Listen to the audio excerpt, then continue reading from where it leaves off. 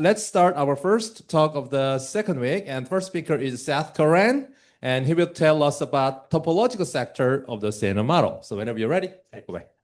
Thank you, Sung-woo. I'm South Korean. No, sorry, I'm Seth Koren. And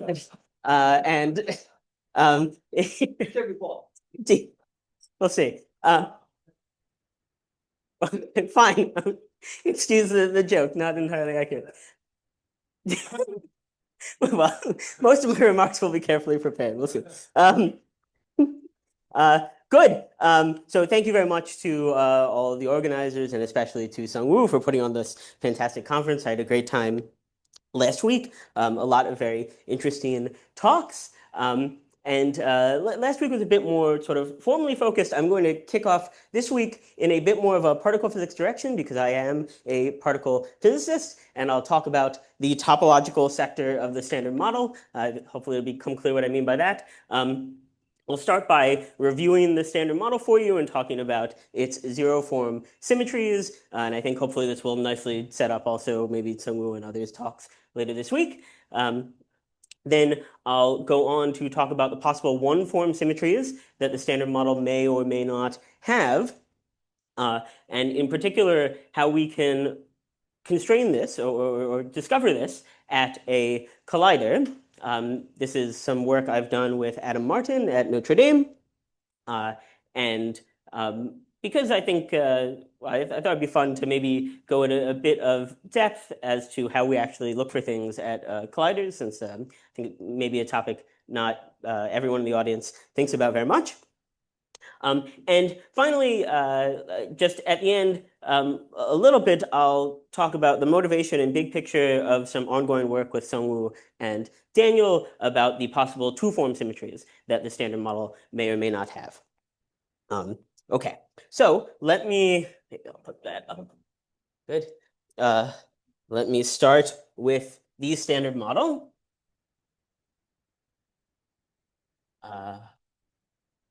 Which I'll give in terms of the representations of the various matter fields under the Lie algebra of the gauge group, which is all we know, and that'll come back later. Oops, forgive me, writing lots of things down. Lowercase u1 y. Okay, so my convention is going to be, I wanted to put that up, fine. My convention is I'm going to write down things in terms of Weyl fermions, which are two-component spinors. And everything will be left chiral, so everything's in the same representation of all the fermions in the same representation of the Lorentz group. We have the so-called left-handed quarks. Left-handed is some confusing notation, but means that they're a doublet under this SU2L factor of the gauge group. They're quarks, so they're in the fundamental of color. They interact strongly, and hypercharge +1. This is a different normalization from particle physicist conventions, but normalization such that the least hypercharged particle, which is the left-handed quarks, has a hypercharge 1. So it's the nice normalization to use. Then we have so-called right-handed up and down quarks. Right-handed just means that they are singlets under SU2L. These guys are the anti-fundamental under color, and hypercharge -4 and +2, respectively. Now we have the leptons. The leptons are not colored. The left-handed lepton field, just a doublet under SU2, and hypercharge -3. The right-handed lepton, and you'll note an asymmetry here. We have these two different types of right-handed quarks, but only the one type of right-handed electron. So it's not colored. It's also not charged under SU2. It has hypercharge 6, rather. And good. So what's missing here is the right-handed neutrino, which is not part of the standard model. But by the standard model, I will mean the standard model as originally defined with massless neutrinos. Although we can talk at the end maybe about, or whenever you're interested, about how things change if you add the right-hand neutrinos. Very good. Another very important point is that these are missing, these need an additional index because very surprisingly, we find this family, sorry, I'm not in a good position here. We find this family replication structure of the standard model. There are I runs from 1 to the number of generations. We see in the standard model just copies of these fermions that have all the same quantum numbers in the standard model. And actually, we've more or less discovered now empirically, after having turned on the LHC and discovered the Higgs, we've more or less figured out that we have 3 copies of all of the matter. And speaking of, I should also put down the Higgs boson. This is a boson, not unlike all the other ones are fermions. It's not colored. It is charged under SU2. It is an SU2 doublet and has hypercharge -3. Maybe interesting to note that it has the same quantum numbers as L, the left-handed leptons, aside from the spin, of course. Okay. Sorry, ng is the number of generations. So this is, I is an index that goes from 1 to 3 in the real world. And we have 3 separate copies of all of these fields, except for the Higgs, which I haven't given an index. Yeah, very good. And indeed, that's the fact that the matter content is replicated 3 times is going to be important in what we're coming to. And definitely a lesson is that it's non-trivial that we have multiple generations. The structure of the standard model really does change with more than 1, and in particular with 3 generations. Okay, good. So we should write down the pure, well, good. I'm going to write down schematically the Lagrangian. We'll start with the kinetic terms, or roughly the free gauge theory for everything. And one thing to, the important part of writing down the Lagrangian, what we're going to do is we're going to write down all relevant and marginal operators that we can write that are gauge invariant using these fields. But starting at the free level, so we have kinetic terms for the gauge bosons. They also have theta terms. Completeness. And we see, of course, as you know, there are various free parameters in the standard model already. The gauge coupling, theta angles. Okay, now for the fermion, psi is just a generic one of these fermions. We have kinetic term with the covariant derivative that's appropriate for that representation. And we have a kinetic term for the Higgs. And also, I'll just stuff on this line because it's not, we have a potential for the Higgs boson as well.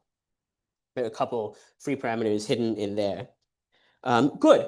And so far, at this level, at the level of just the gauge theory, the different types of these fermions are really treated identically. All that matters for this part of the Lagrangian is their quantum numbers, which are the same between the 3 generations. And so at this level, there is a large zero form global symmetry. We call this traditionally we call this a flavor symmetry.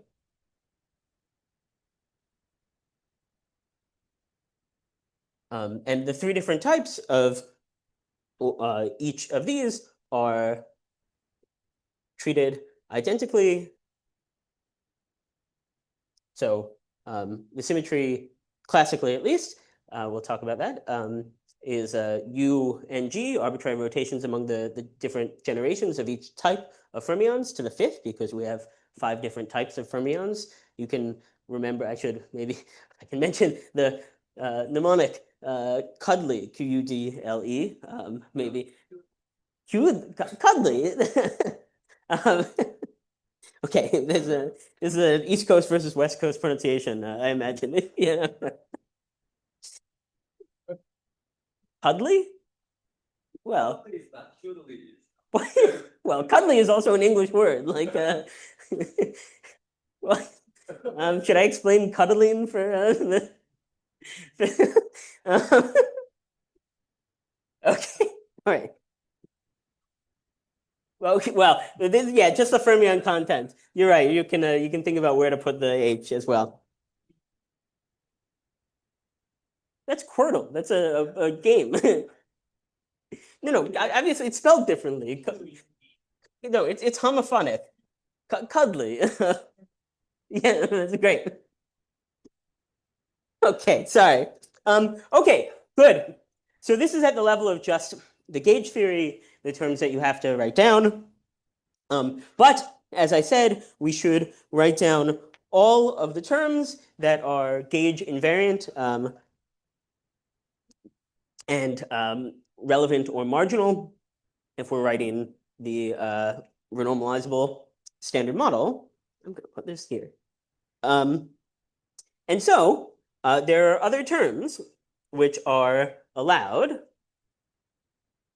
which are Yukawa couplings of the fermions under the standard model. And sorry, maybe I should have already said, something that's very important for you to notice about this charge assignment is that under SU2 and U1Y, the fields are vector-like. There are no, sorry, the fields are not vector-like. The fields are chiral. Thank you. Under SU2 and U1Y, the fields are chiral, meaning that you cannot write down in the Lagrangian mass terms directly for any of the fermions, because you would need 2 fermions with opposite quantum numbers in order to write down a term like, M Q U bar. Now,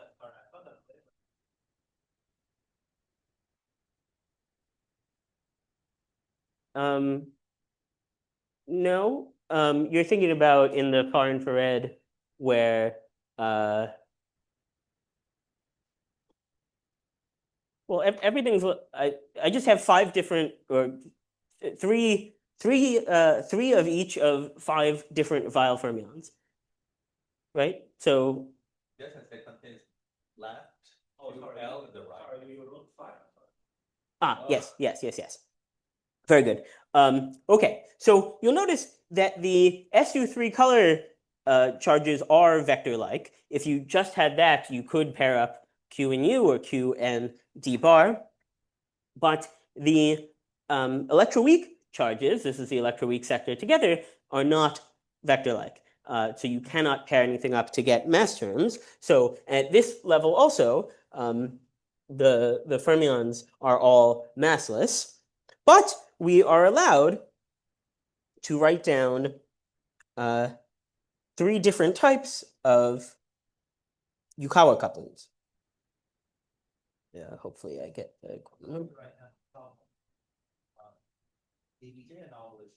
We'll get there. Yeah, very good. Let me just first, so far classically. Yeah.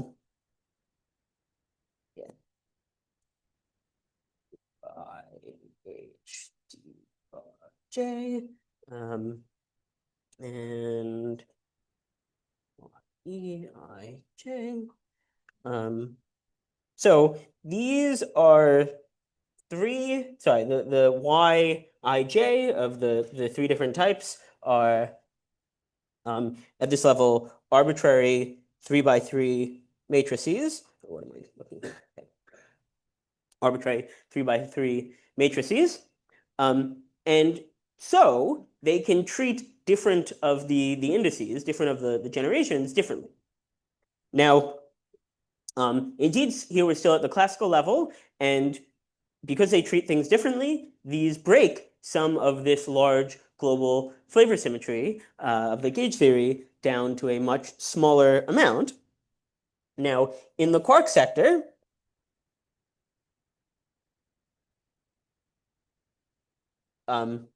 we have these two 3x3 matrices, but they involve only the three different QUD vectors of fermions.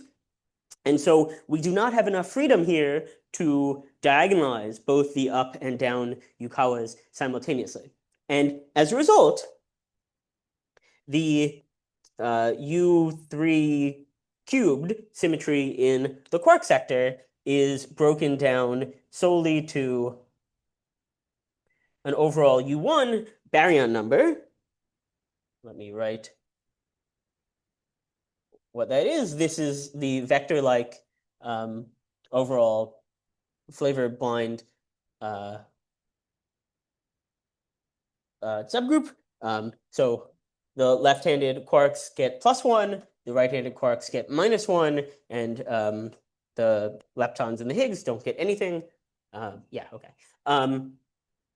Yeah, I should comment, this is not the normal, the standard normalization for baryon number, which usually, counts baryons, which are collections of 3 of these. So in this normalization, the proton, which is a baryon, has baryon number 3. So you can more appropriately call this quark number, but it really is baryon number, just in a different normalization.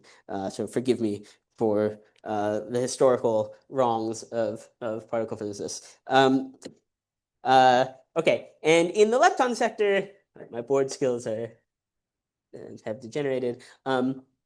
In the lepton sector, here, because we don't have the right-handed neutrinos, we have one matrix, and we have these two different vectors of fermions that we can rotate. So here we have the freedom to actually fully diagonalize this electron type Yukawa. And as a result, you get 3 families of leptons, which 3 families of leptons which don't talk to each other, in fact. So the first family is the electrons, the second is the muons, oh gosh, and the third is the taus. Apologies, L tau. Good, let me write that here as well. Li. So again, now the quarks under lepton number are not charged. Left-handed leptons of the ith, the ith lepton gets a lepton blah, blah, blah. There are 3 different types of leptons, so they get plus or minus 1 under the appropriate lepton flavor symmetry. Okay, and very good. As Jaewon brought up, this is about the classical symmetry. We see classically we have this U1 to the 4th symmetry. And of course, I should mention also much of the rest of the flavor symmetry still remains an approximate symmetry and is very useful for particle physicists to think about. But at this level now I'm talking about the exact symmetry, which classically is U1 to the 4th. And indeed, because the electroweak sector is chiral, we need to think about the ABJ anomalies. So I'll just mention, some, to give particle physicists credit, some topological effects well appreciated. And in particular, this story about ABJ anomalies, particle physicists usually use these wavy lines for gauged legs and dotted lines for global legs. I, comma. Great. Let me draw a table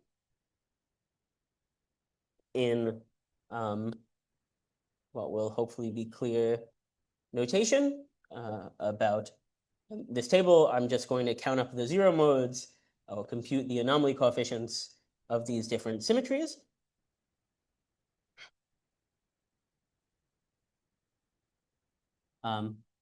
Good. Very good.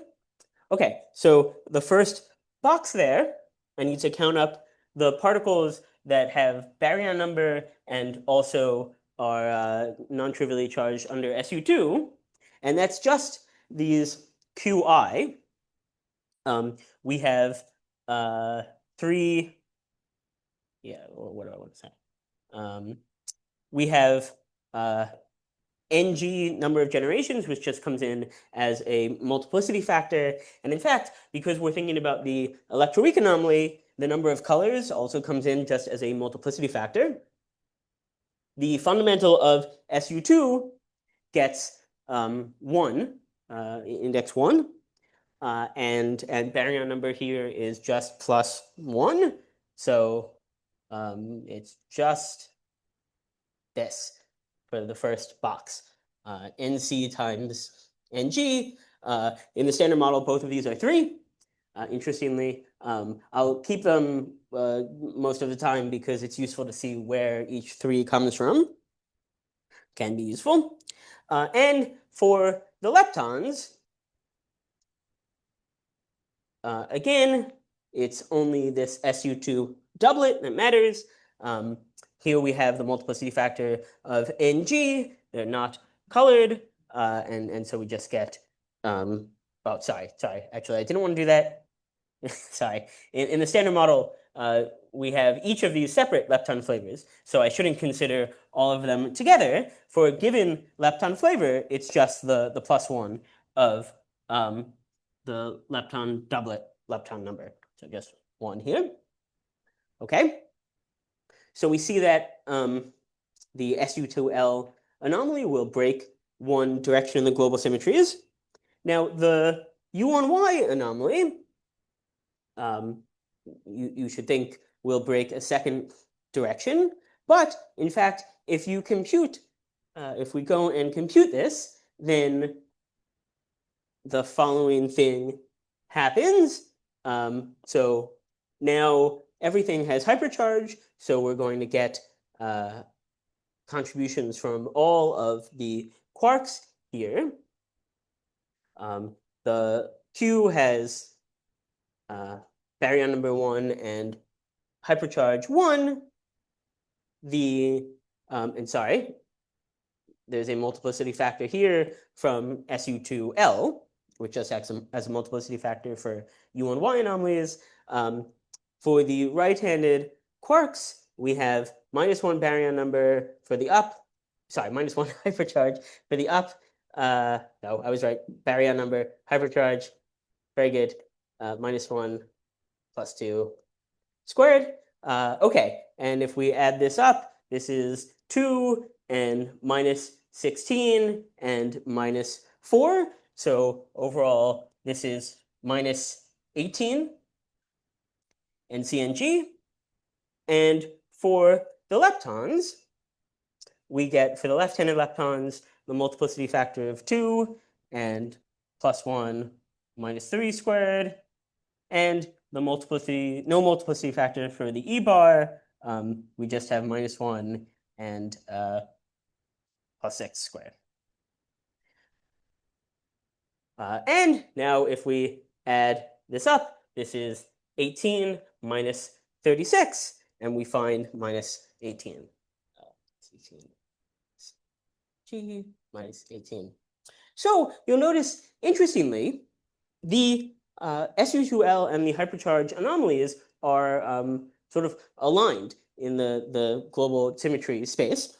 So although generically you think we have 2 chiral gauge factors, we should remove 2 of the directions. In fact, we've only removed 1. And the global symmetry of the standard model, of course, you can choose whatever basis you like, but a nice basis to think about is in the lepton sector, we can take differences of any two of the lepton flavor symmetries. And because they have the same anomaly and they're linear in the global symmetry, the anomalies of each generation cancel each other out. So we have these. And we have an overall flavor independent baryon minus NC times overall lepton number. Because overall lepton number will come with an NG here, so you have to multiply by NC and subtract. And these are the anomaly-free exact global zero-form symmetries of the standard model. Let me make a few other comments about this. Good. So the broken direction you can think of as U1 baryon plus NC times lepton number without going to all of these. But in fact, this is not completely broken. The anomaly coefficient here is 2 times NG times NC. And as a result, the standard model actually preserves an exact anomaly-free Z18 subgroup of baryon plus lepton number.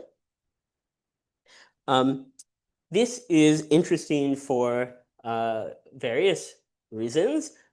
For one, as I commented already, the proton in this normalization has baryon number 3. Yeah, 3.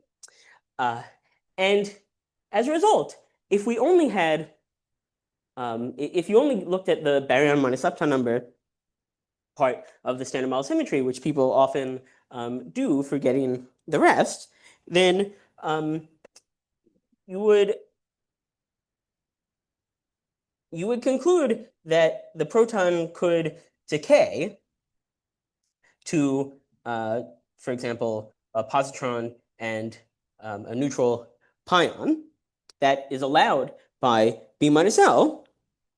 And so it really is the fact that we have more than one generation. Sorry, I should say also, this changes B plus L by 6, by 2 and C. So it really is the fact that we have more than one generation that means that the proton is actually stable.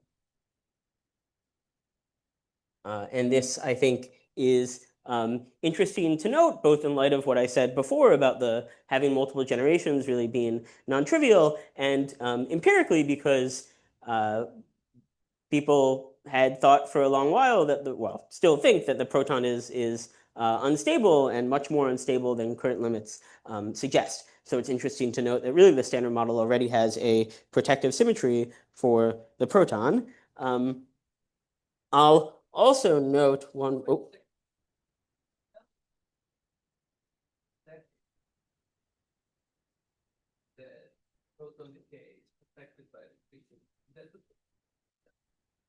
What I'm telling you is this was very much not widely appreciated. Indeed, I was, I got turned on to guts as a graduate student, and I was really curious about like what the proton stability was. There was no, I think various experts knew this, but there was no clear explanation available in the literature. Yeah. And indeed, I got very frustrated trying to understand this because I asked for years lots of very famous particle physics professors And they were about 50-50 as to whether the proton was stable in the standard model. So indeed, that led to me to write that short note. Yeah. So if to use like faithfully acting global symmetries here, so if I were to normalize baryon number in the other way, Yeah. would this symmetry just be Z2NG? Is that my understanding? Yeah, if by faithfully acting you mean in the far infrared, in the far infrared, then yes. Faithfully acting on gauge invariance. That's, I mean, normally like the baryons are gauge invariant that correspond. So I count the, yeah, faithful acting is like acting on physical space. In other words, you're asking whether ZN is the gauge. Yeah, I think I suspect the ZN part of that is gauge. Yes. So it's really 2NG. You know, it's not. We'll come to this later in the two-form symmetry part. It's ambiguous as to whether that part is gauged or not. There's another layer for sure as to whether the standard model gauge group is an overall quotient, but that's not what I'm asking. Indeed, but actually there is an ambiguity as to whether there's a quotient with baryon number or not. You could have, you could introduce a particle. Nothing prevents you from introducing a gauge invariant particle with baryon number 1. Sorry, you're right. Quark number 1. So if you baryon number equal if you count baryons, so the baryon has charge 1. Is this a Z2NG symmetry or not?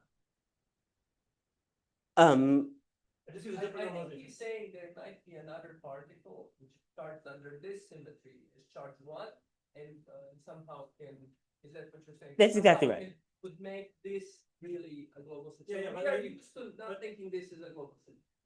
I understand. That would be not the standard model. That would be Well, no, the perspective I'll take is that this is actually an ambiguity in the standard model as to whether you have. Standard model. Well, no, there's a question about the Wilson lines, right? Which is not captured by the Lagrangian. Center of S2 and ST is the subgroup of this. Because if it is, then that's a gauge symmetry. Acting you cannot treat it as a global symmetry. In other words, what is the lowest charge operator under this symmetry that you have? That is gauge invariant. He's saying the lowest charge operator is, I guess, some ZN charge. Yes, that's what I'm guessing. Yes. But I'm not a particle person.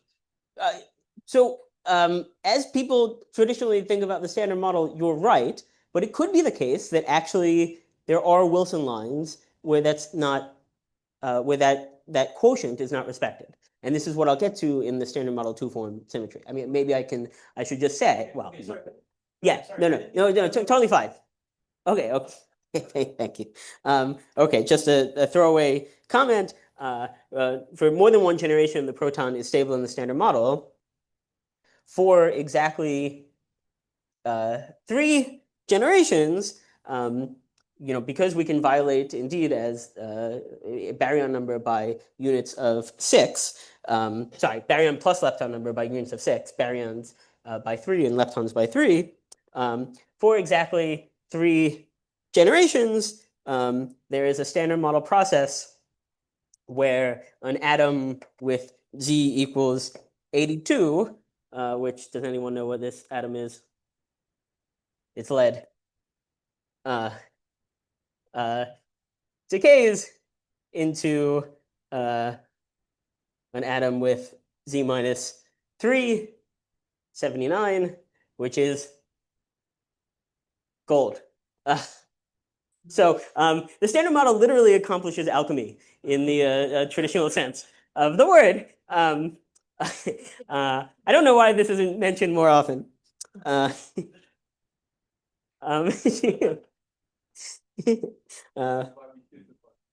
Yeah, exactly. Newton was right all along. Okay.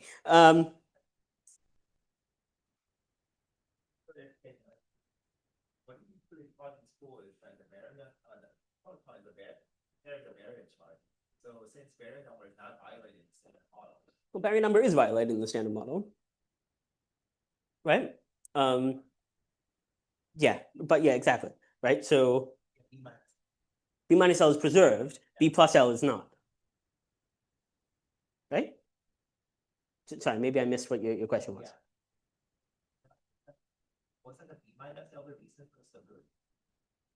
No, it's the B plus L, right? If you just had B minus L, then you could decay a proton into a positron. And indeed, you can, you start with SO10, you can preserve B minus L, and you still have the proton decay. Yeah, people for decades have made incredibly confusing statements all over the literature. Well, wrong statements.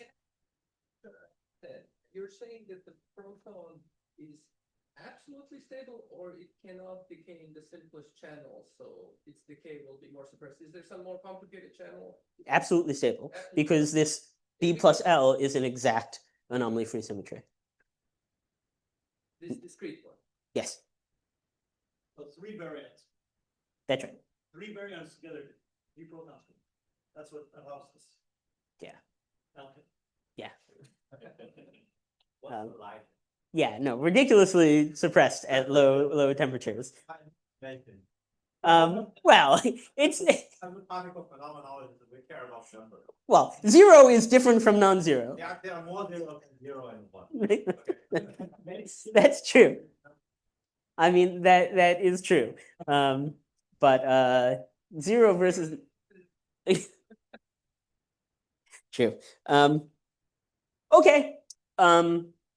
Some other comments about the zero form symmetry for completeness. About the approximate zero form symmetries.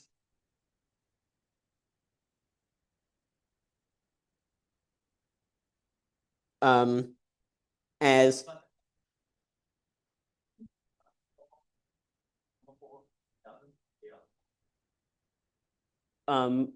well, I think maybe there's some dependence on exactly what sort of gut, but you have the Kalin-Rubikov process. So yeah, sorry. Good. To be clear, guts. This is a standard model symmetry. The traditional guts explicitly violate this symmetry. That's right. Yes, that's why you indeed. I'm not saying that people have been doing grand unified theories wrong. Well, maybe you should think about grand unified theories where this doesn't happen in that sense. But indeed, no, people haven't been analyzing spin 10 wrong. Yeah. Okay. A couple other comments just briefly, and to connect with things that Daniel explained very nicely in his talk last week.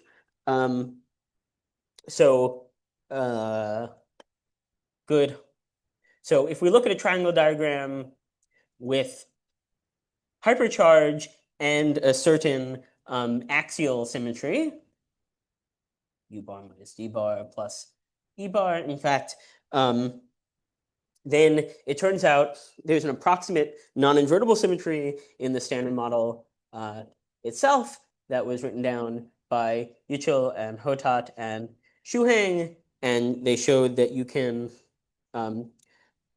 argue using this symmetry that you must have a coupling of the pion to F wedge F from this non-invertible symmetry. Yeah, non-invertible symmetry. Great. All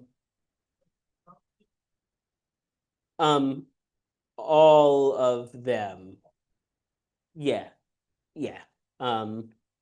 In order to really have this symmetry. Yeah.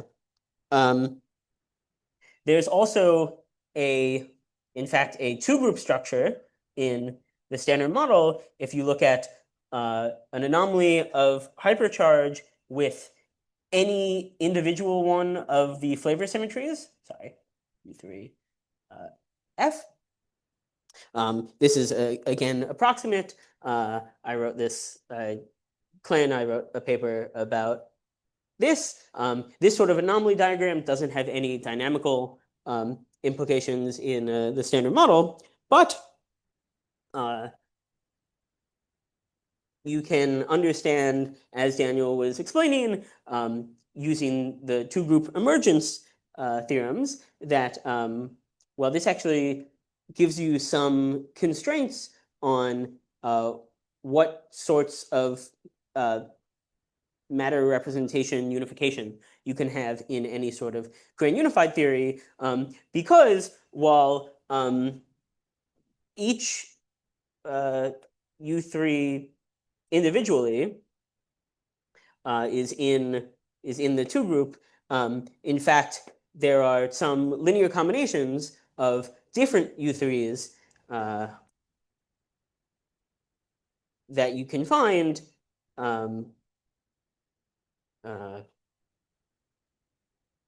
that are not involved in the two group. And so understanding the emergence theorem then tells you which flavor symmetries can survive in any UV completion that includes magnetic monopoles. Yes, the master himself.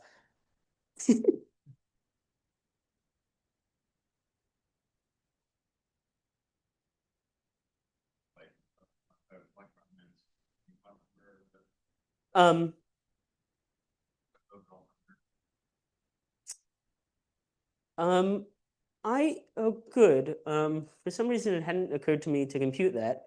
I think so. Yeah. Of course, we know in the real world that these lepton family different symmetries are broken. But indeed, in the standard model, I think so. That's right. Yeah. Before you said that they are there. Sorry. Both of these structures are broken by the Yukawas, which mean that, classically, even the flavor symmetries are only approximate. Oh, sorry. No, the lepton, in the real world, we know from neutrino mixing that these lepton family different symmetries are not good symmetries of the far infrared. But in the standard model, indeed, which was the setting for Daniel's question, in the standard model, they are exactly good symmetries, and I expect that that means there is an exact two group in the standard model proper. That's right, which is the only one that's standard because we don't know how neutrino masses are included. Majorana versus Dirac. Right. Sorry, confusing the language. Yeah. Is it simple to understand why this doesn't have to be matched in like a pion? I think I'll need you to tell me that. Yeah.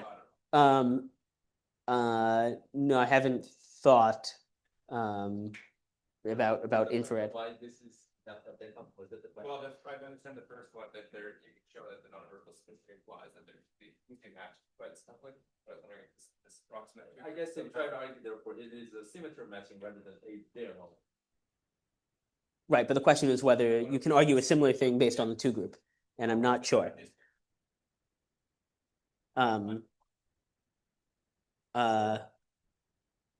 Yeah, we should talk. Yeah, yes, and maybe I'll have the answer after your talk. Okay, there are also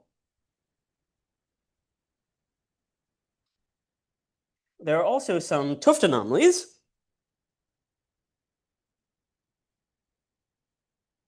of some mixed Tuft anomalies of, say, the different family lepton family symmetries, L mu minus L tau and Le minus L mu. This one also L mu minus L tau.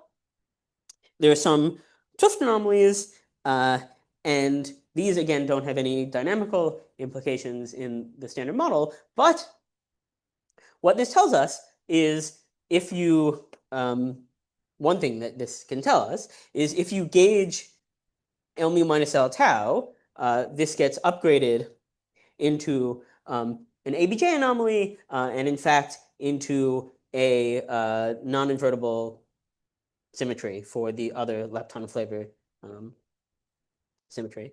Le minus L mu. Good. And then it turns out that the neutrino masses are spurions for this non-invertible symmetry,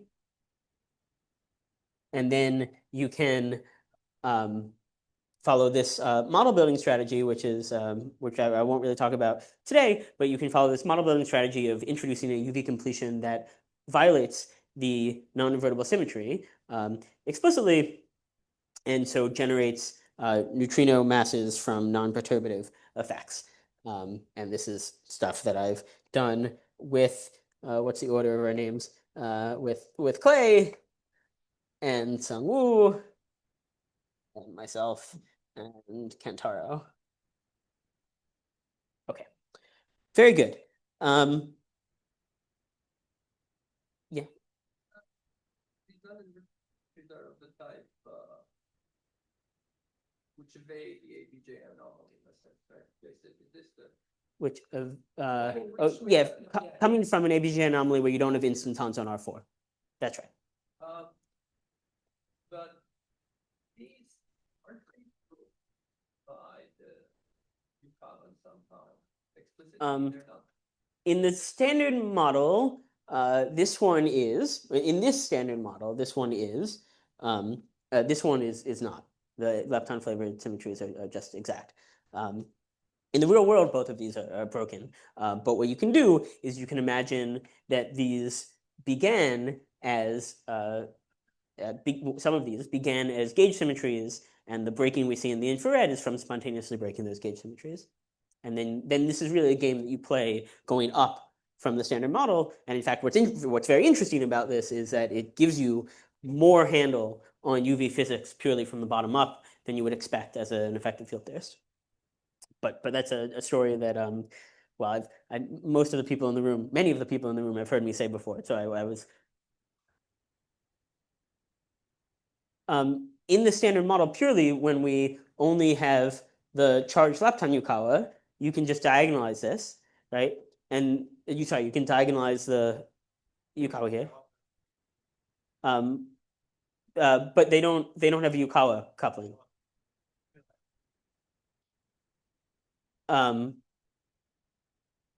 Sorry, here in the standard model, so what I'm saying is the standard model, they don't.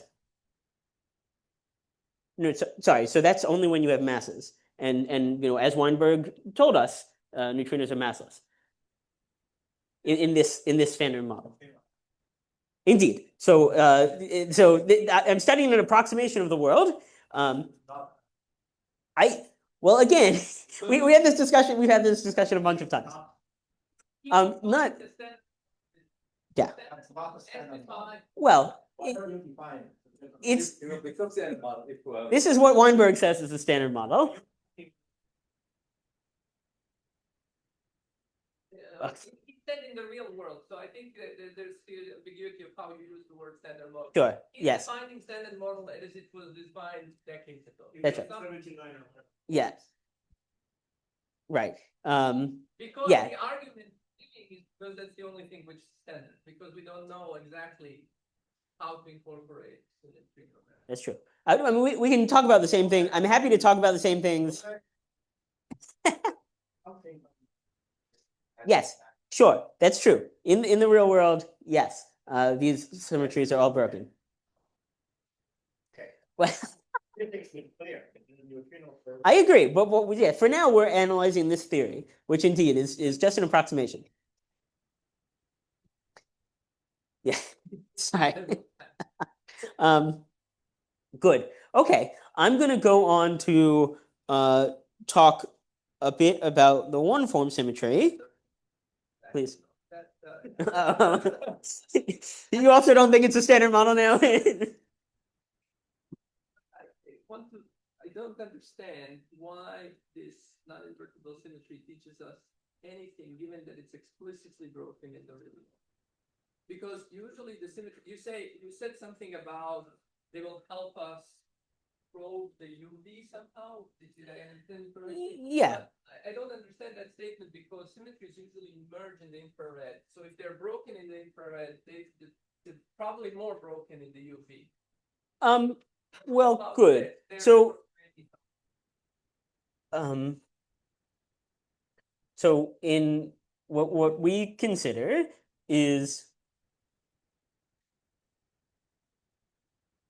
we think about going beyond the standard model by adding what particle physicists would call a z prime by gauging L mu minus L tau, which is something that actually particle physicists have been very interested in doing. You find hundreds and hundreds of papers. And in this theory, L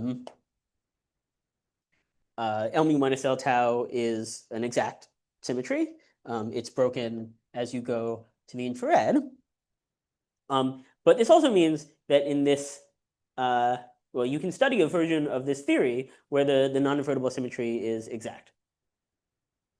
And then what that tells you about, yeah, so here the non-invertible symmetry tells you can do the spurion analysis m nu equals 0 by, well, or m nu are spurions for the non-invertible symmetry.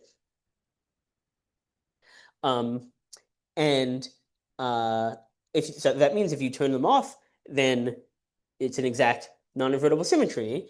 And what you can learn from this is if you have a further UV theory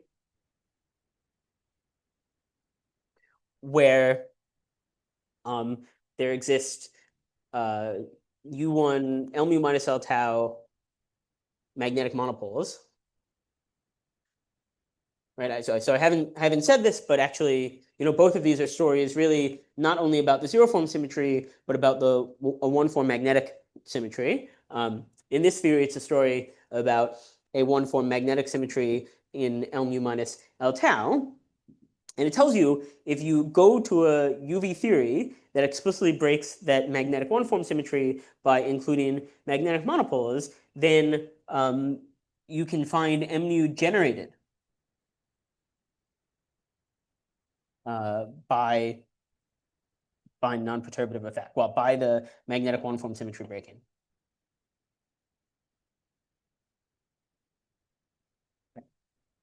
Right. So the strategy, this is a model building strategy because it tells you what sort of UV theory you should look for, and the very simple one here is an SU3 lepton flavor theory, gauge theory. And breaking SU2, some other field, SU3, down to L mu minus L tau gives you the magnetic monopoles that break the would-be magnetic one-form symmetry of L mu minus L tau. And indeed, as from this bottom-up logic, you find that in this theory, neutrino masses, neutrino Yukawas, are generated L mu bar. Sorry, in this theory, I've introduced the right-hand neutrinos as well. In this theory, you find, as this logic told us we would, that Dirac neutrino Yukawas are generated from the charged lepton Yukawa and this instanton effect, of which, from the infrared, you see as the magnetic one-form symmetry breaking. Sorry, I went off in a direct. Maybe that wasn't. Sounds like an explanation of particular completion. I'm asking how does knowledge of an approximate? Oh, well, good. So non-invertible symmetry help us determine possible UV completion? Because I was under the impression that that's the statement. Sorry, that is the statement. And the statement is that even in this theory itself, you notice that, maybe the theory has neutrino masses, but you do a spurion analysis, and you determine that the neutrino masses are spurions for a non-invertible symmetry. Right? They break, and ideally they're invariant under all of the invertible symmetries. They're only a spurion for this non-invertible symmetry. And indeed, that tells you something universal. It tells you if you go to any UV completion that introduces magnetic monopoles, and so break the magnetic one-form symmetry part of the non-invertible symmetry, then those, you can, in that theory, the origin of the neutrino masses can actually be that non-invertible symmetry breaking, that one-form magnetic symmetry breaking. Just Please. Context, right? this machinery is not telling you a unique UV theory. It's just that. Filters. However, if you compare that to the normal situation, you have a zero handle of the UV, right? You have to try something and see what happens. But this non-immortal symmetry spurious analysis allow you to organize your UV theory, that is, that such that you have this example leptonic mode. Yeah. It's not like continuum number of possibilities. Yeah. So in that sense, it reduces the possible UV theory to gigantic. No, of course, I understood it doesn't uniquely say that. Yeah. And really, this can be super useful guidance. Because of this logic, we wrote down the first four-dimensional theory where neutrino masses come from instantons. No one had done. Yeah, very good. Okay. Any further questions before I move on to one-form symmetries? Well, I can say, oh, I should be doing these in the, oh, that's it. Doesn't matter. Okay, yeah. So actually, as we were just talking about, there has been magnetic one-form symmetry around already. The standard model does not have monopoles.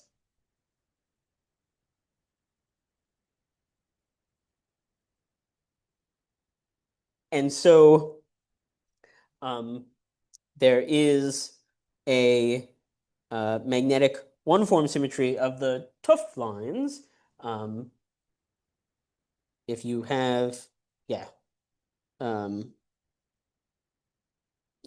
let me not bother for time because really I'm going to talk about the electric one-form symmetry. Okay, so yeah, well, you can talk about the magnetic one-form symmetry later. It's easiest to write in dual variables. Okay, anyway, okay. The electric one-form symmetry. And here we come to ambiguities in the standard model, what we mean by the standard model, because the electric one-form symmetry is not actually determined. So if we just have the pure gauge theory of the standard model, the Lie algebra SU2 cross SU3 cross U1, then you have a large amount of electric one-form symmetry because we have Wilson lines that are labeled by 3 data, which are the representation under SU3, the representation under SU2, and the hypercharge. And these have one-form symmetries because there are topological symmetry defect operators that link with these. The geometry here, so often easiest to picture, you think about a time slice and an infinite Wilson line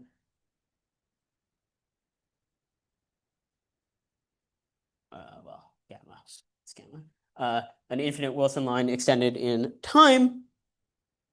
And you can think about a two-dimensional, sorry, that's a sigma 2, a two-dimensional symmetry defect operator, which for simplicity or for ease of picturing, you can take to live on a time slice. And in fact, this is the case that we're very familiar with from Gauss's law, where the U of sigma 2 in the electromagnetic sector really is just the Gaussian surface. But of course, as we know, it's all covariant. And good. So the point is, if I move the sigma 2 surface past the Wilson line, then I get back the same Wilson line transformed by a phase which goes as follows. So, okay, let me just explain things as I say them. Alpha 3 is this angle rotation in the strong, one form rotation in the strong sector. Alpha 3 is the argument of a cube root of unity, 2 pi over 3, 4 pi over 3. And you pick up a transformation by alpha 3 times the n-ality of, or the 3-ality of the color representation. The n-ality basically just counts the number of fundamental plus the number of fundamentals minus the number of anti-fundamentals that you need to make up some representation. So a fundamental has n-ality 1. If you think about tensoring a fundamental and anti-fundamental, you get, that gives you, 1 plus the adjoint. And so both the singlet and the adjoint representations have n-ality 0, right? The same number of fundamentals and fundamentals. Anti-fundamentals, if you just take the fundamental times the fundamental, this decomposes into a symmetric part and an anti-symmetric part. I forget what notation people normally use. These both have n-ality 2 because you needed 2 fundamentals. I should also say there's an integer mod n. Very good. So the transformation from the strong rotation is by the n-ality there, and the same for SU2. Now SU2, alpha 2 is the argument of the square root of unity. And then in the U1 sector, we have U1 one-form symmetry. So alpha y is just something in 0 to 2 pi times qy. Very good. And so just in the pure gauge theory, you have this large one-form global symmetry. There's a Z3 factor from the strong, and Z2 factor is you have 2 choices for what angle it is in SU2, and then a U1 in hypercharge.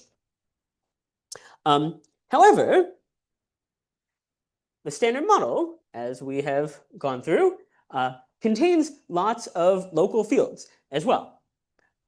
And sorry, I should have maybe written down explicitly. Here you get in the exponential, you get the linking number.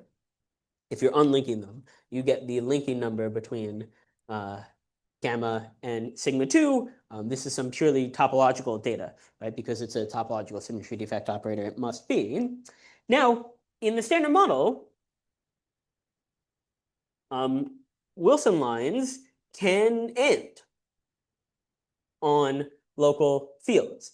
And if you have a Wilson line that now can end on some local field, an electron or a quark or what have you, then that necessarily breaks the electric one-form symmetries that linked non-trivially with that Wilson line, right? Because now I can ask, could a symmetry defect operator defined on sigma 2 still compute anything topologically invariant? And the answer is clearly no, because you can smoothly deform sigma 2 straight off the end of this Wilson line. Given that we have this whole array of different representations of standard model fields, you might think probably all of the one-form symmetries are broken, but in fact, if you stare for a long time at that table of charges, you may notice the following. all of the standard model matter fields obey that the hypercharge mod 2 is equal to the two-ality of the SU2 representation. The two-ality is just 0 or 1. For the singlet, it's 0. For the fundamental, it's 1. And you'll notice, for whatever reason, the SU2 doublets have two-ality 1, and also have odd hypercharge, or 1 mod 2. And the singlets, which have n-ality 0, all have even hypercharge. So 0 mod 2. And it's not just that. In fact, if you think also about the strong charges, then the hypercharge mod 3 is equal to the 3-ality. You'll see the left-handed quarks as a fundamental with 3-ality 1 have hypercharge that is 1 mod 2 and also 1 mod 3 plus 1. And that continues to work for all of them. And so that means any Wilson lines not obeying this relation cannot be cut or cannot end.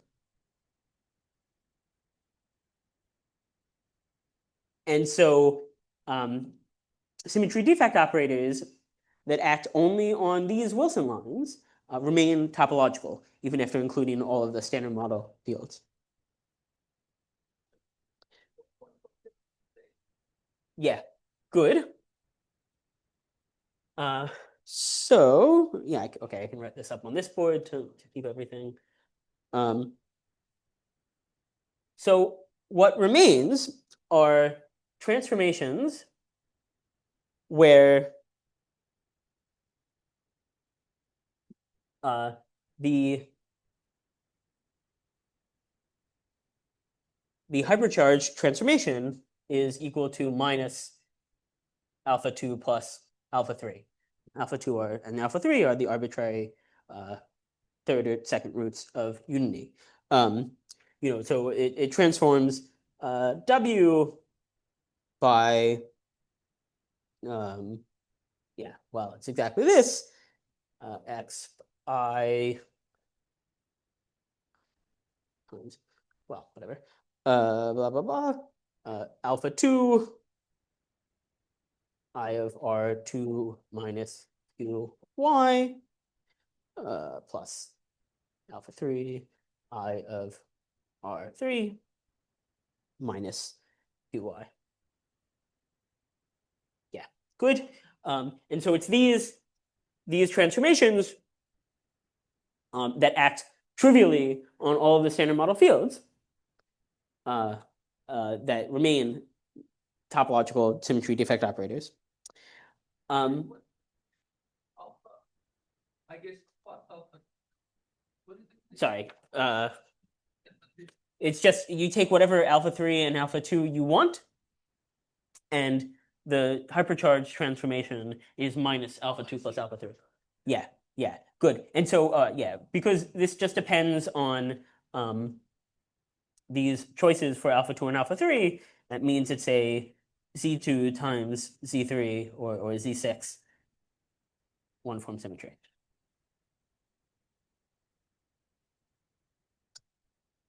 Very good. So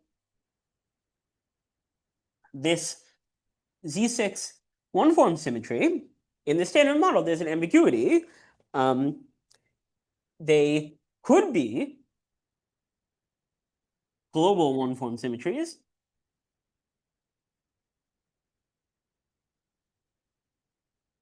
Or you could sum over the symmetry defect operator insertions and gauge these one-form symmetries. And you can obviously make a different choice for Z2 or Z3 as you'd like. And so if they're gauged, then this explicitly removes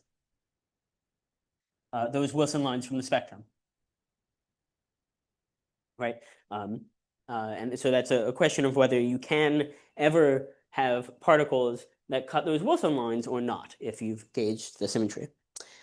And indeed, that is the question. So if the one-form symmetry is global, then maybe on general quantum gravitational grounds, you expect that at least at some scale, there exist new particles which can cut those Wilson lines. So you don't have an exact global symmetry. And so, well, what's the physics of those new particles in particular? Well, what's the phenomenology? Yeah. So if you gauge, as he said, one-form symmetry, you get a dual one-form symmetry. So is it somehow just part of the U1, the other U1 symmetry? That's exactly right. So the group structure is U1 either way. And I won't be able to derive the punctuation dual for you. But the group structure is U1 either way. It does change the physics structure because it means that you're identifying these subgroups of the one-form symmetry transformation with hypercharge. And so what you would find is you still have Z worth of monopoles, but whether they are purely hypercharge or also have some color SU2 magnetic flux depends on what the charge is. Yeah. So what's the phenomenology? Well, in the standard model, we have electric charge, genuine, I mean now electromagnetic electric charge. It's defined in the UV in some normalization that I'm using as a half of T3L is the generator of SU2 and plus a 6 times hypercharge in this normalization. In this normalization, note that T3L, the eigenvalue under T3L is actually equal to the n-ality, this one mod 2, well, everything mod 2. That is that the fundamental has eigenvalue plus or minus 1 under T3L, and so it matches the n-ality. The adjoint has plus 2, 0, minus 2, and so also n-ality 0. Okay. And if where do I have it? Yeah, if you satisfy these two together, both of these conditions, then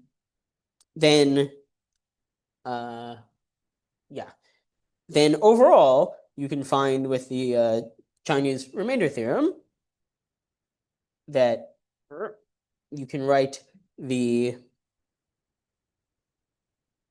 hypercharge as 3 times the index of the SU2 representation minus 2 times the index of the SU3 representation plus 6 times some integer. And if you plug both the hypercharge eigenvalue and the T3L eigenvalues into this equation, you'll find that, just a couple lines of algebra, you'll find that the electric charge mod 1 is equal to minus 1/3 times the index of the SU3 representation. And so this tells you that what these relations are enforcing for you that the standard model particles all satisfy is that the electric charge of any colorless operator is an integer in the standard model. Well, with the standard model particles, that is. And of course, that's true. However you combine the quarks into hadrons or whatever, that's exactly what you'll find. So particles breaking the Z6 one-form global symmetry will in fact have electric charges that are fractional, that have well, you can think about it just from the hypercharge, whatever. They'll have Q quantized in units of e over 6 times some integer, rather than what we see with the standard model species of just integers times the electric charge, E. All right, one more comment before I let you, well, maybe two more comments. Good. So this is very interesting, uncovering what the zero form, and sorry, okay. I'm missing lots of things to say. Of course, this breaking can only happen if it's a global symmetry, right? If it's a gauge symmetry, those Wilson lines are strictly removed from the spectrum. You can never find a species on which those Wilson lines can end. So if you find a particle that has charge in units of e over 6, that's not an integer, then you learn that that symmetry in the standard model must have been the global one-form symmetry rather than the gauge one-form symmetry. And that's especially important. Does the asymptotic state have to be always created by the local operator, or can we create the asymptotic particle given by twisting spectral operator?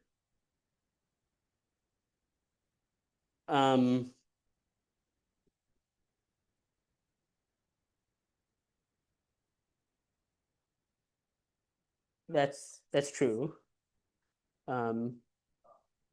Yeah, well, the statement really is about whether Wilson lines can end on these particles, whether there are particles that given Wilson lines can end on or not, or there are any operators that Wilson lines can end on or not. I completely agree that neutralization matrix theory is usually devoted to particles created by genuinely local operators. That part I completely agree, but is there some physical inconsistency if we could start to discuss into S matrix theory with respect to particles? Well, in a sense, every asymmetry in particle physics is in the twist center. Yeah. Right? Yeah. I see it. We all use the gauge non-invariant operators. Yeah, in a sense, yes. Right. So we are completely violating the Yeah. rules of the. I don't think these are rules. I mean, they have fractional excitation. Electron is such a, electron is not a gauge invariant particle, or it's even fine. So I think this is what worries me when you play these global games, that whether or not something is gauged, we could still find a local excitation. Development gauge field that we can find. Yeah. On a non-compact manifold, you cannot have it in isolation. On a compact manifold, you cannot have it in isolation.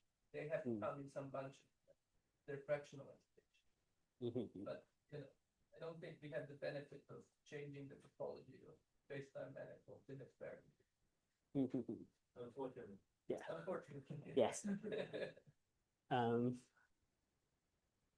Yeah, sorry, I don't really have a useful comment. Yeah,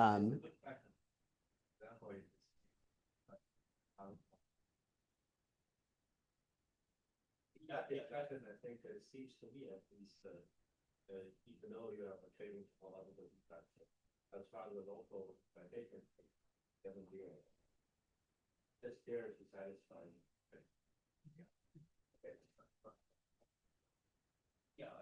You got the outgoing state, not the outgoing state. Right.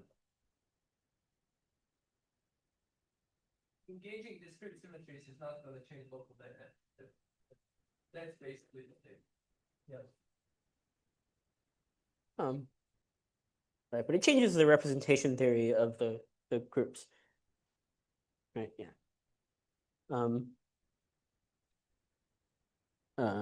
Okay.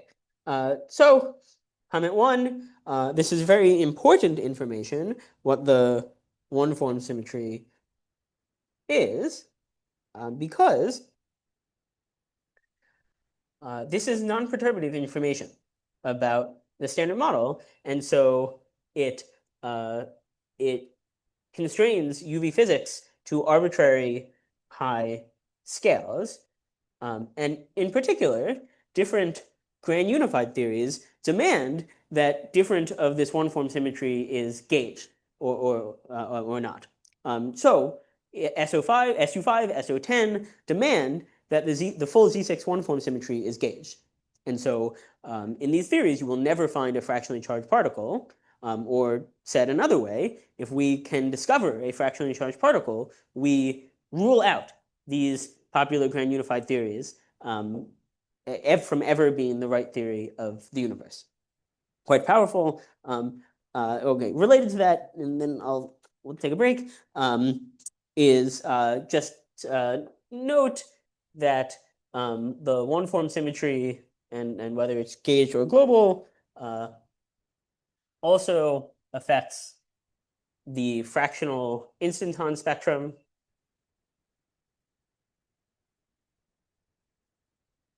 And a few papers that came out all at the same time shows that this changes what possible axion couplings you can have.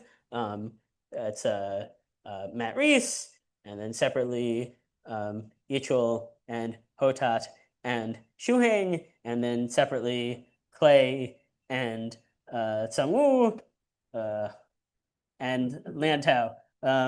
Very good. Yeah, maybe not. Very good.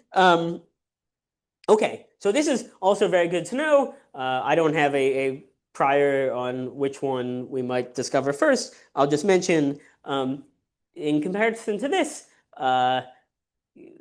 that we should look for and measure the axion couplings is already an extremely well appreciated fact in particle physics, and you will find every possible paper that could have been written on this and every possible experiment that we could do already being done. What will be interesting, and I'll talk about in the next part, is that the message that we should be looking for fractionally charged particles has not been appreciated more or less at all by particle physicists and especially experimentalists. And so pointing this part out really does motivate experimental work that hasn't been done much so far and needs to be.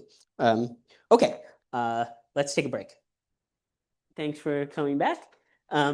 Okay, I want to go more into depth as to the phenomenology of these particles that probe the one-form symmetry of the standard model, these fractionally charged particles, and how we can look for them at a collider. I mean, for time, I won't go too into depth, but we should think, what can these particles look like? What sort of interactions can they have with the standard model, the other fields? Now, of course, they're going to have, they're charged under some of the standard model gauge groups. So they're going to have a kinetic term. I'll use psi for a fermion or phi for a scalar. But you can ask, can we write down additional interaction terms for these fractionally charged particles interacting with the standard model particles? And the answer is essentially no. Very generally, E over 6, integer multiples of E over 6. yeah. That's what's allowed in the standard model because we have the Z6 gauge your global one-form symmetry. Good. So these fractionally charged particles have a quantum number that no standard model fields do. And as a result, they can't couple singly to the standard model fields. Right? You can't write down, well, yeah, that's right. So that's in this covariant derivative here. Yes, but even including that, they cannot couple singly. That means you cannot write down a standard model operator and one of the fractionally charged particles, or because since they have a quantum number none of the standard model particles have, they would be gauge variant necessarily, because whatever gauge rotation you do can't be compensated by any of the standard model operators. That's right. Yeah. So also we know, as sort of brought up here, we know the chiral spectrum of the standard model. So we're going to consider adding Dirac fermions, vector-like fermions, or complex scalars. Very good. Good. So they cannot couple singly to standard model states. And an additional interesting thing to note is that this means that in the standard model EFT, where we take only these standard model fields, but we write down additionally interactions that are irrelevant at a higher order, this means that these sorts of fields can only contribute at loop level. Again, because they have a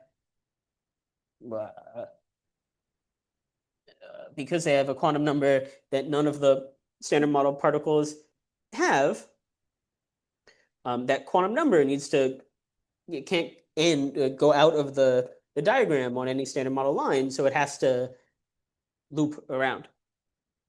So this makes it quite hard to try to look for these at all in the standard model EFT, and tells you really you should try to produce them on shell. And the way you're going to necessarily want to look for them is being produced through some gauge interaction. Either the pair production of either the fermion or the scalar, whichever one, by any of the standard model vector bosons, the gluons, or the Ws or Zs, or the photon. Additionally, because they have a quantum number none of the standard model particles have, the lightest fractionally charged particle is necessarily stable. There's nothing for it to decay to. Very good. I'll mention, as a... What? Yes, okay, sure. Yeah, good. I can make that disclaimer as well. There are very strong cosmological constraints from... the best constraints come from the realization by David Dunsky and Lawrence Hall and Keisuke Haragaya that if these things had really any appreciable abundance in the Milky Way, they would have been accelerated by supernova shocks, and you'd have a boosted flux of these incident on the Earth, so much so that they would get down to direct detection machines, even hundreds of meters underground, and you get very strong bounds on them. So indeed, you can take those bounds and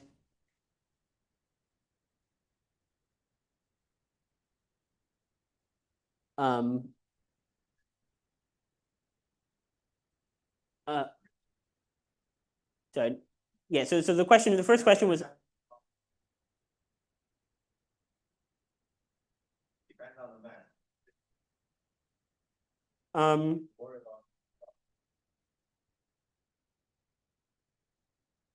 Ye- They get used by around a physical object. As you say, there must be some measure of production. I think I don't think production in cosmic ray collisions is a strong bound. But indeed, from the cosmological,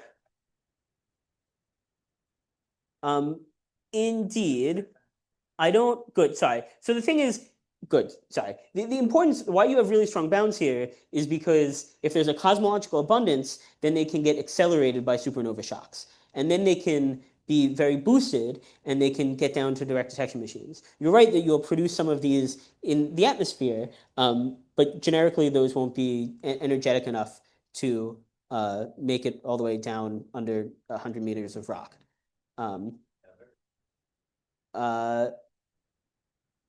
Is that so? Okay, we can. Yeah, well, sure. Yeah.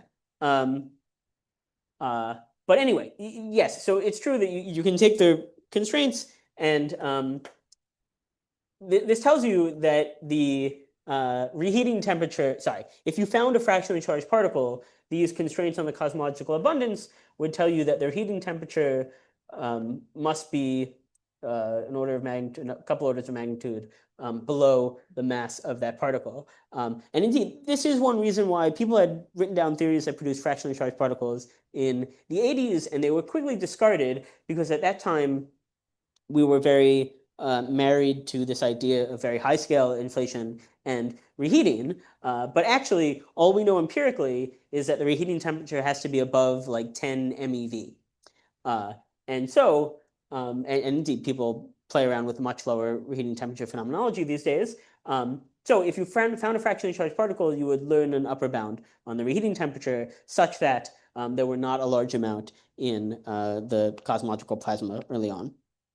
Okay, but indeed, a complementary thing is to think about the production at a collider produced through some of the gauge bosons and necessarily stable particles. Yeah, very good. So,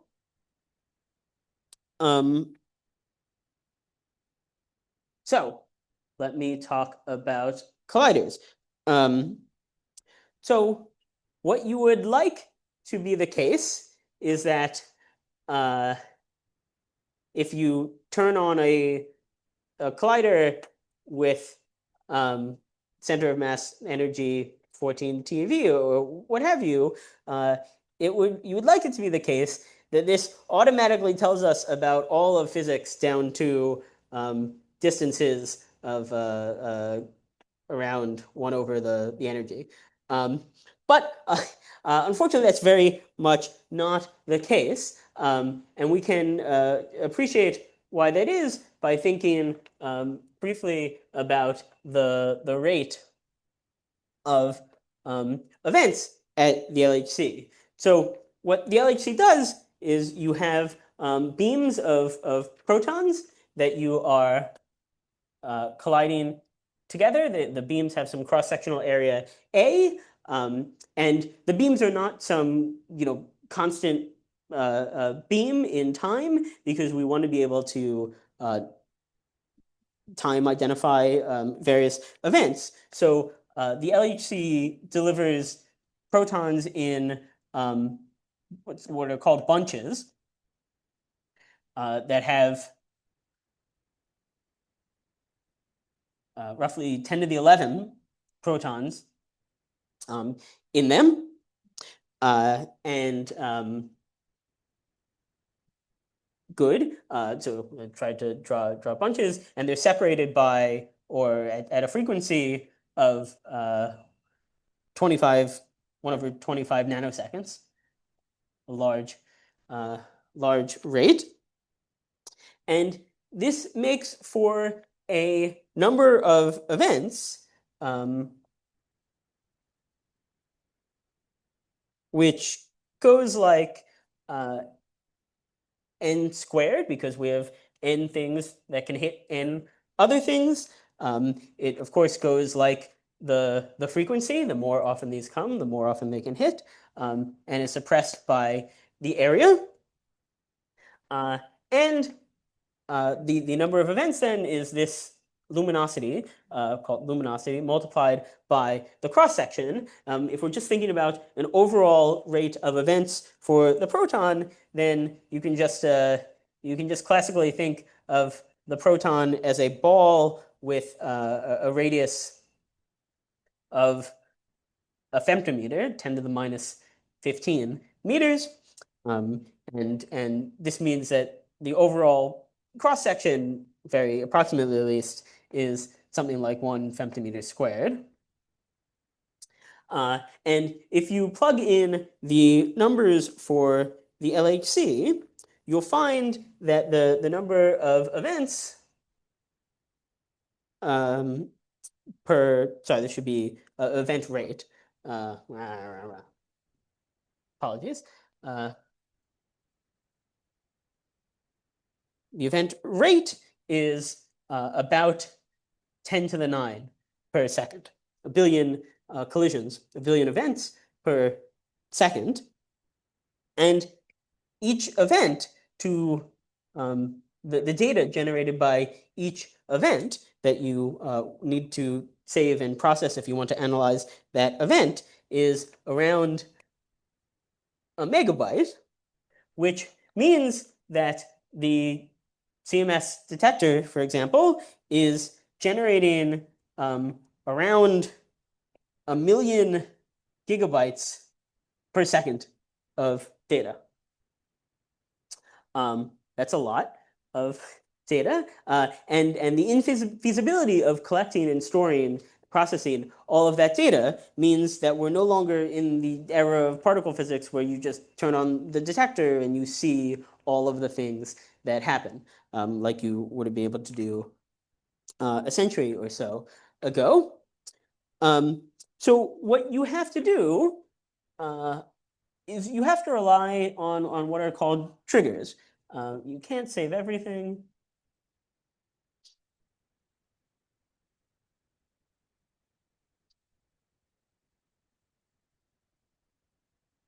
So the brilliant system that experimentalists have come up with is that you look very quickly at the low-level data of the event.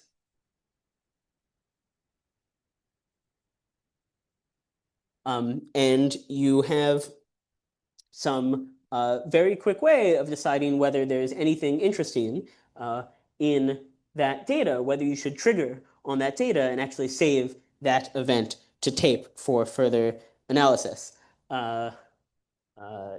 Save data event. So what actually is the data that you get from a high-energy collider detector? Both the Atlas and CMS experiments have the same general structure here. So this is good. So the detectors are really cylinders. Yes, here I've taken a cross-sectional slice and then only a pi slice of that. So this is sort of the radial direction out of the from the beam line, which is here, goes something like that. Very good. So the innermost thing is that you have what's called the tracker, and the goal of this is to see the trajectories of charged particles. Trajectories. Very good. Now, next you have these two calorimeters, the electronic and the hadronic calorimeter. The goal of the ecal is to stop the light electromagnetically charged degrees of freedom. This, in practice, means electrons or photons. Good, maybe I should say now. So the philosophy of this is that the tracker, seeing the trajectory of the particles, is done at these LHC detectors in a way that is non-destructive. You want to perturb the particle as minimally as possible because you want to then completely stop these particles in one of the calorimeters, which allows you, as a calorimeter does, to measure all of the energy. So that gives you a measurement of all of the energy that that particle has. So you don't want much of the energy to go into the tracker as much as possible. So the ecal should be built out of, don't ask me material science questions, but something with a small radiation length. That means a high Z, atomic number.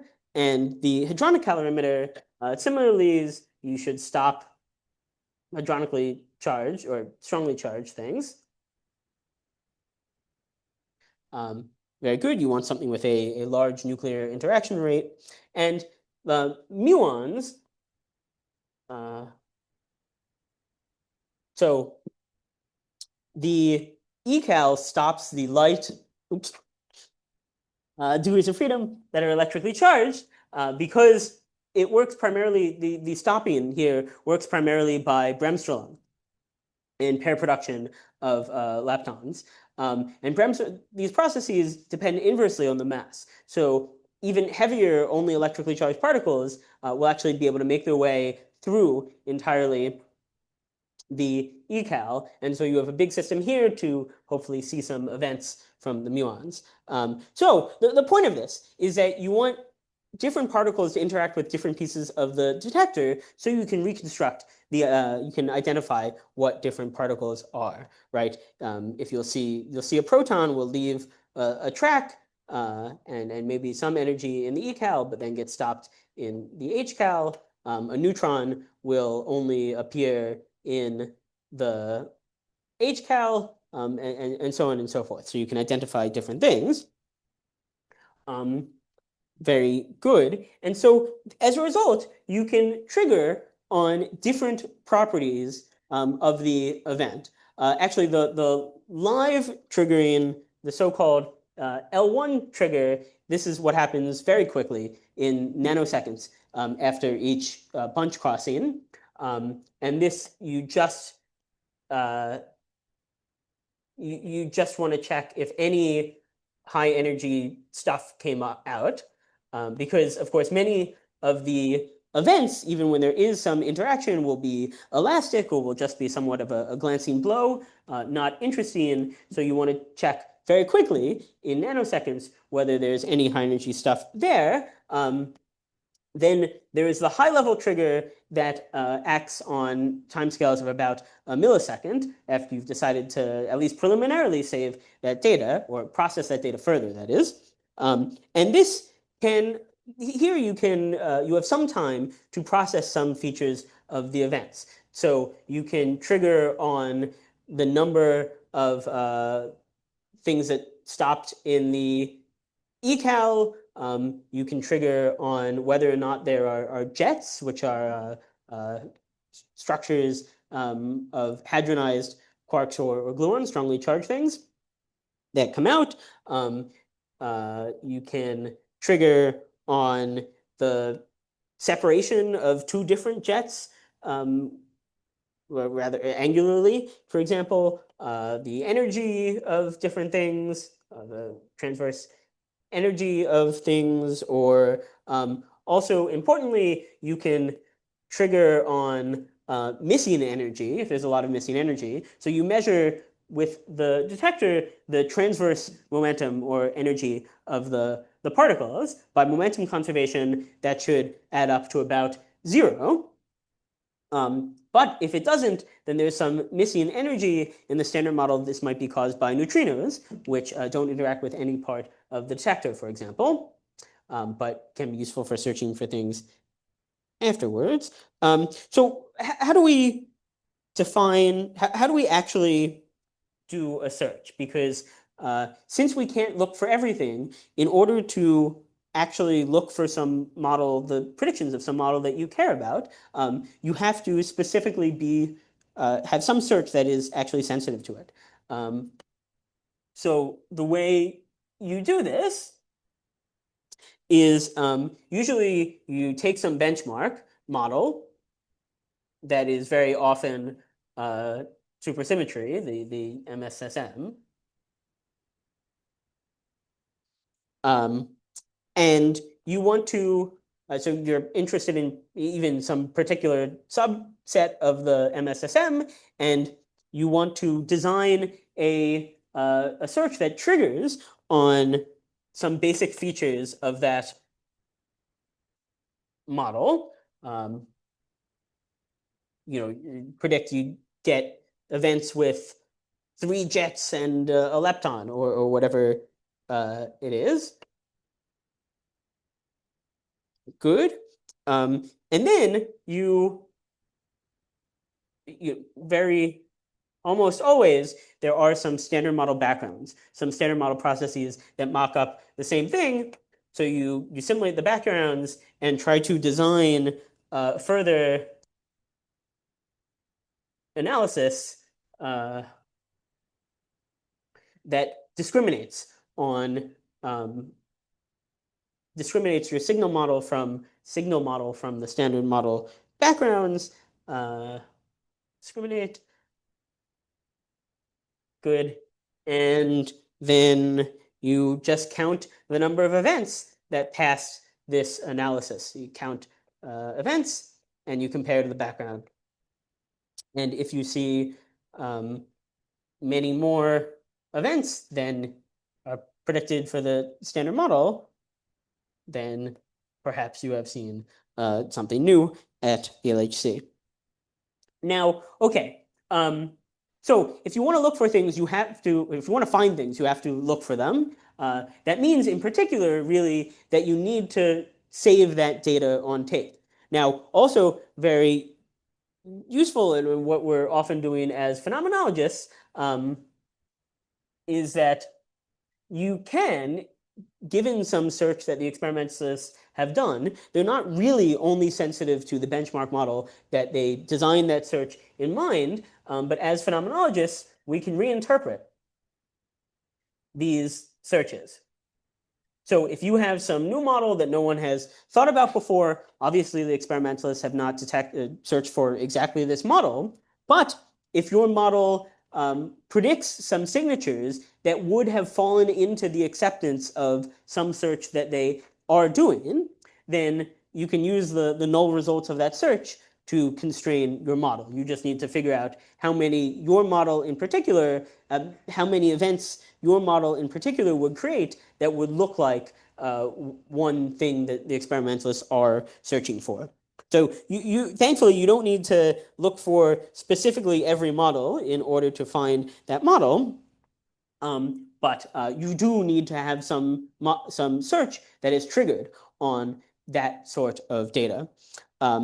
Okay, so like I said, we'll say, for looking for fractionally charged particles, our main tool is really going to be the tracker, right? Because fractionally charged particles, these differ at the level of their classical interactions with standard model fields. So you'd like to use the tracker to get a measurement of the charge and see that it's less. However, unfortunately, we no longer have the days of bubble chambers or cloud chambers where the way you have a tracker is some relatively dense medium, and you can really, even by eye, see the classical trajectory of the particles that you produce, particles that go through. Like I said, the philosophy now with the tracker is to make a non-destructive measurement. So in fact, you only, rather than just clearly seeing the full trajectory, you have some layers here, I forget how many it is, and you see either, you see some amount of hits, some amount of electrons knocked out of a layer of some material, and then you have to reconstruct a track, say that there was something that went through on that trajectory. Now, this means that when you see when you have a fractionally charged particle, obviously because the charge is less than the electron charge, it's going to interact less often with the material of the tracker, and in particular, the interactions will also transfer less momentum than for a particle with a larger charge. And that is going to cause problems for our searches because so like I said, experimentalists and phenomenologists have really not appreciated that it's particularly interesting to look for fractionally charged particles that you can get non-perturbative information about the standard model. There is one CMS search worked on by one guy, and the way this search works is actually that you trigger on a hit in the muon detector because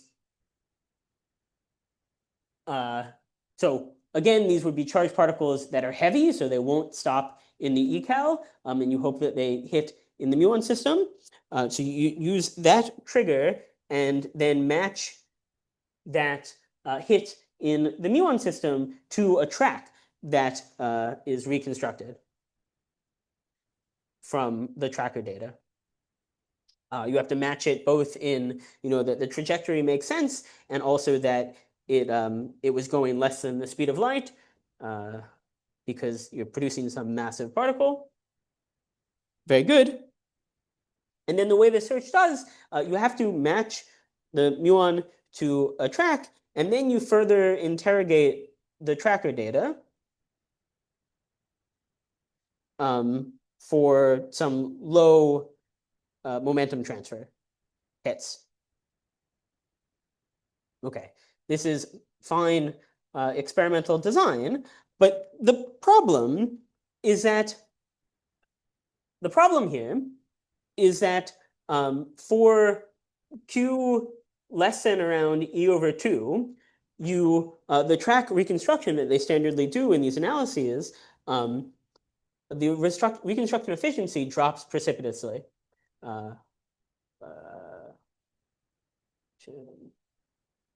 Doesn't work. And so really this is sensitive to charges that are E over 2 or 2E over 3. That's great. But going down, we have just this discrete spectrum of interest. And unfortunately, going down to E over 3 even, or really E over 6, this search, which is mostly what we have to work with for reinterpreting bounds on fractionally charged particle, this search fails very quickly and doesn't pick up any signatures of these low charge particles. And of course, the same for when you go to something like 5e over 6, you look too much like a regularly charged particle, an integer charge. Oh, please.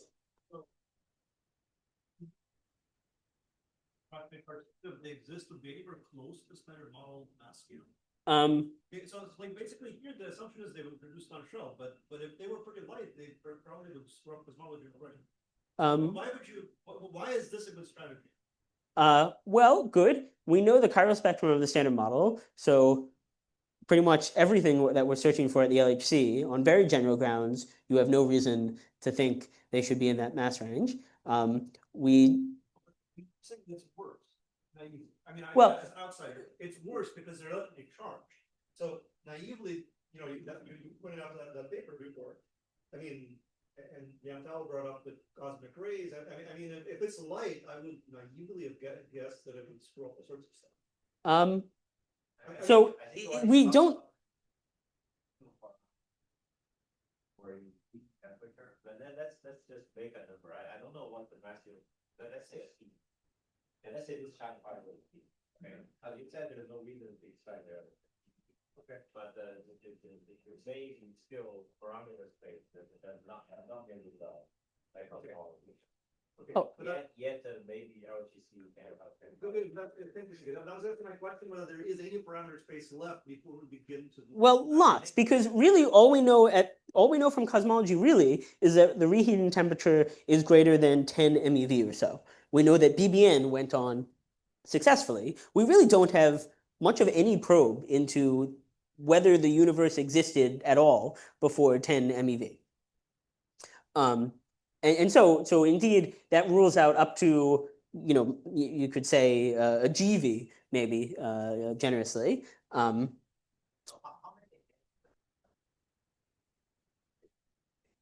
None. For 1.6, it fails entirely. Well, good. So that'll be an important part later. It does interact with the tracker, of course, but the hits look they look like noise to the track algorithm. Why?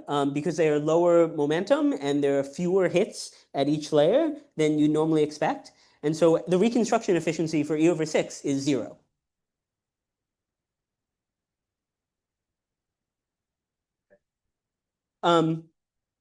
Indeed, but actually the trajectory will be relatively straight, although it doesn't need to be that heavy, but you just don't see enough.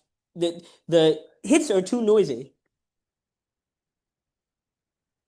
So there are searches for multiply charged particles.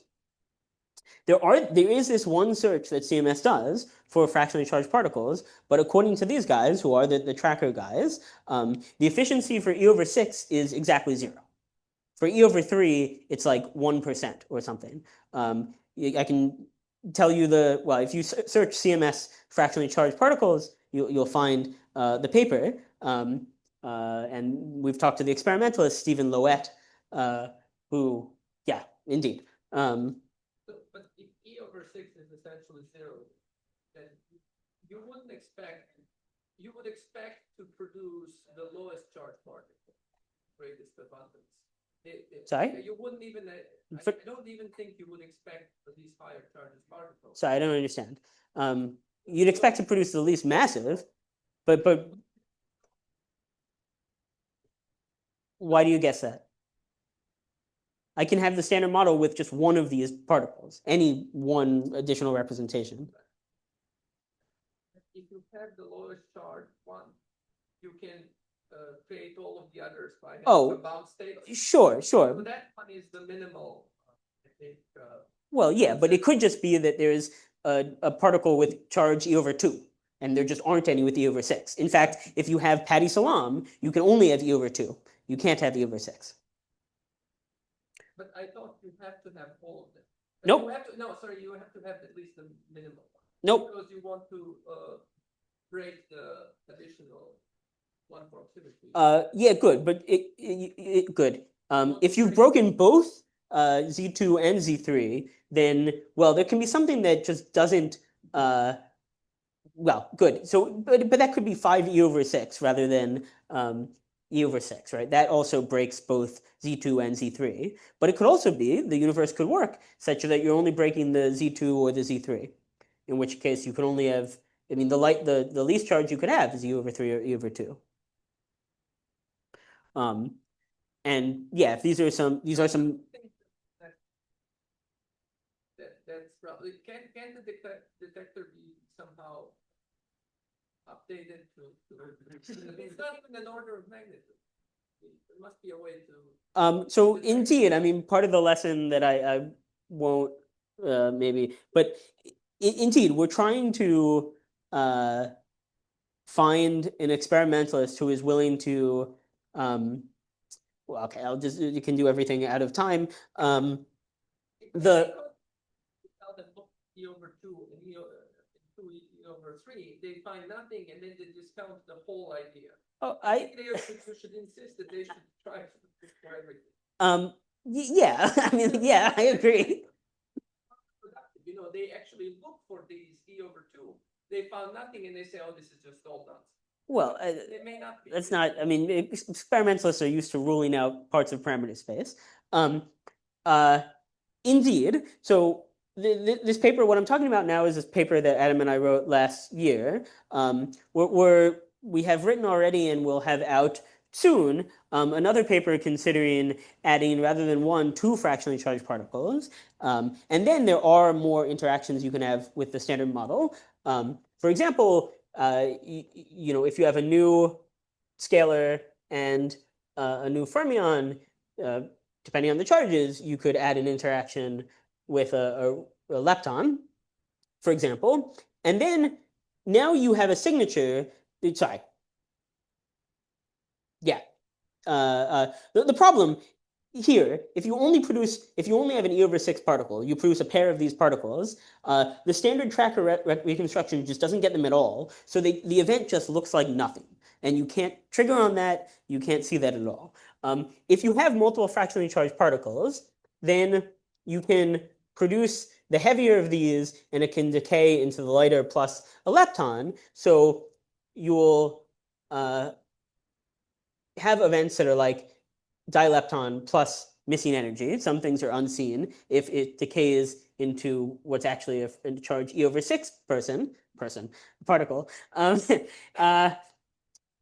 Good. So when you have models that produce these sorts of events, now we already do searches, we already trigger on things that are dilepton plus missing energy for supersymmetry reasons, for other reasons. And so now, indeed, a strategy that we are very much trying to push experimentalists to do is that now that you've saved these events, you can ask them, you can imagine going back to these events on tape and reanalyzing the tracker data, looking essentially for low quality tracks, because these, as we say, these particles do interact with the detector. It's just that the standard ways of looking at the data, you don't see those.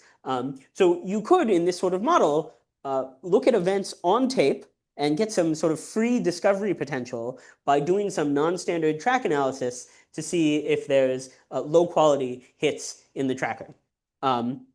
Indeed, it would be great for the experimentalists to do this. And this is free in that you don't need to take new data. You can do this with events on tape.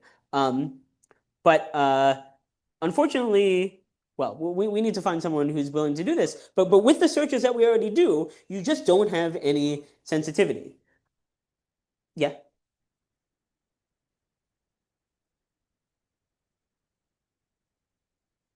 What's the mass when the rate peters out?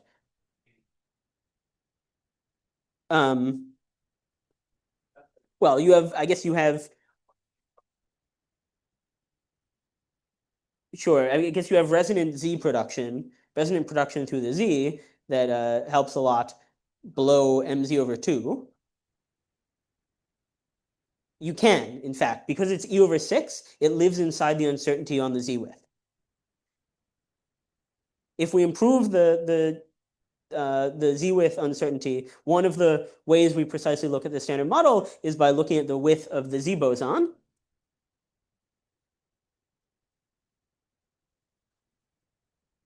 To our knowledge, the best bound on E/6 comes from some old Slack beam dump. And it's like the mass has to be above like a few GeV.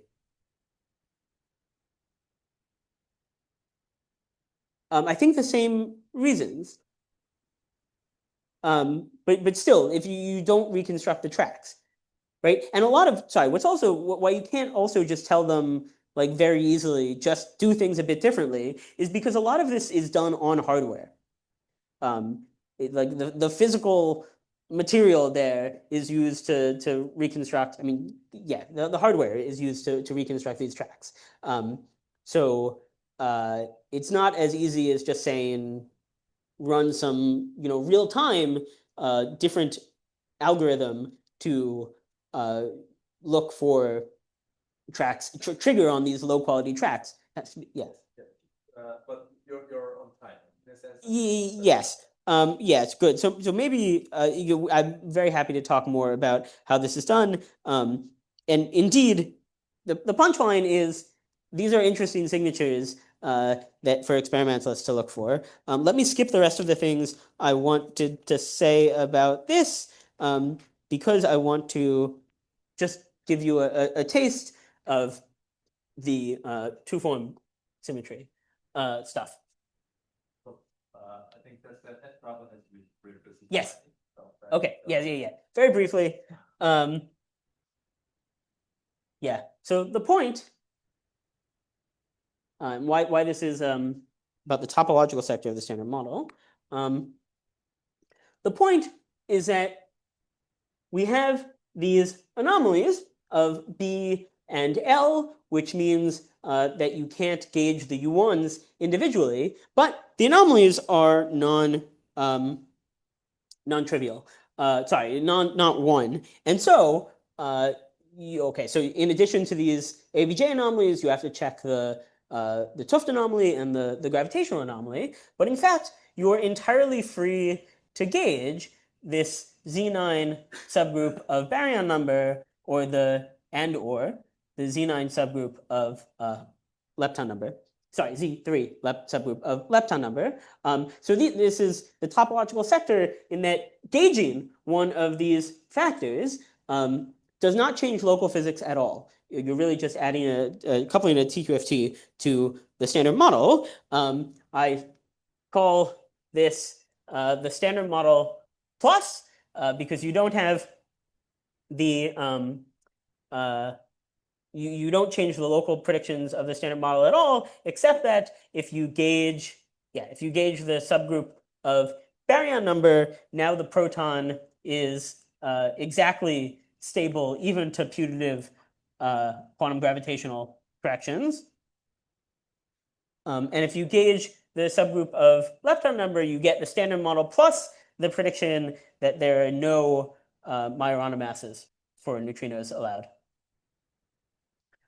So I think just like we talk about this, the one-form symmetry or the quotient of the gauge group being an ambiguity in what we mean by the standard model, I think exactly so we should think that whether or not these are gauged is an ambiguity in what we mean by the standard model. And you get, of course, two-form symmetries when you gauge these things.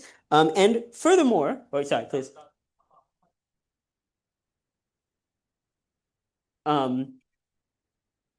It doesn't have a 't Hooft anomaly. I calculate that by looking at the U1 and thinking about the, so the anomaly for 3 baryon number currents is it discrete, the one you worried about, that wouldn't be picked up by the triangle type. Anything with box time is you're not gonna see them. Well, you have to be really careful to make sure you like that story. What box do you do? Maybe the restrict this case subject to.